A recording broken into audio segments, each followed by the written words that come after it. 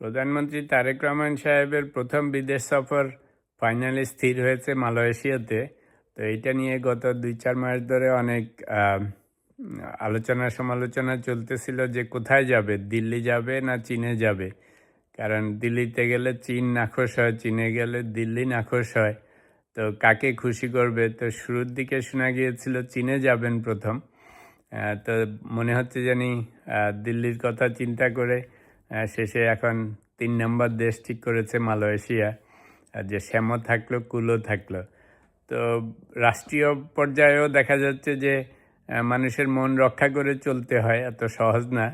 Personal লাইফে, social লাইফে যেমন এর কাছে গেলে ওর রাগ হয়, ওর কাছে গেলে এর রাগ হয়। তো রাষ্ট্রীয় পর্যায়েও সেরকম অবস্থা দেখা যাচ্ছে।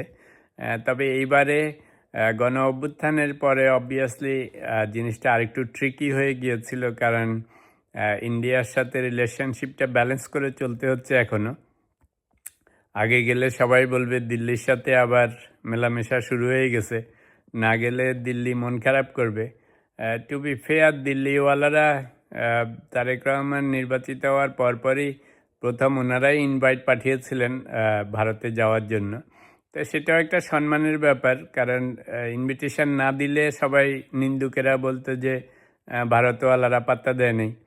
আওয়ামী লীগের আমলে আমরা যেহেতু একটু বেশি ওনাদেরকে খাতির করেছি, ওনারাও এসে আমাদের বাসায় সকাল সন্ধ্যা এসে হাজির হতো, বাসায় মানে দেশে সব কিছুতে নাক গলাতো। আর আপনি যদি ওটা ব্যালেন্স করে চলেন তাহলে তো আর নেইবার সারাক্ষণ আপনার বাসায় আসবে না। তো এখন BNP government so far so good, যে সম্পর্কও ঠিক আছে, আবার বেশি গলাগলিও হচ্ছে না। প্রধানমন্ত্রীর প্রথম বিদেশ সফরটা মালয়েশিয়ায় যে শ্যামও রাখতেছেন, কুলও রাখতেছেন, ইন্ডিয়াও মন খারাপ করবে না, চীনও মন খারাপ করবে না। বাট আবার মালয়েশিয়া থেকে ফেরত আসার পর আবার দোটানায় পড়বে যে ইন্ডিয়া না আগে না চীন আগে। কারণ এইসব জিনিস তো চলতেই থাকবে। বিশেষ করে কিছু মানুষ সব কিছুকে খুঁত বাইর করার চেষ্টা করে। পজিটিভ মাইন্ডেড মানুষ দেখবেন সব কিছুতে ভালো দেখে, আর নেগেটিভ মাইন্ডেড মানুষ সব কিছুতে গেলে খুঁত বাইর করে।